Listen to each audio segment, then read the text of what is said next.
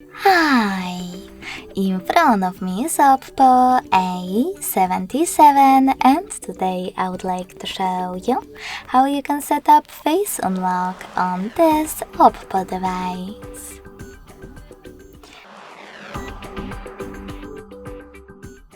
First of all, go into Settings. Now scroll down just a bit to access Password and Security. Then click on Face next to Lock Screen Password and enter your current login method. Following that, click on Continue. Keep your face in frame and follow all of the instructions.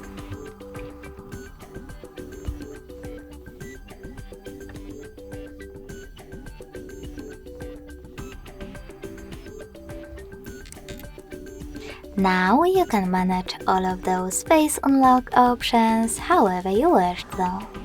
So when I switch off my screen, then turn it back on, I can see that Face Unlock is working properly. Thanks so much for watching. If you enjoyed this video, smash that like button, comment, and definitely subscribe. Bye!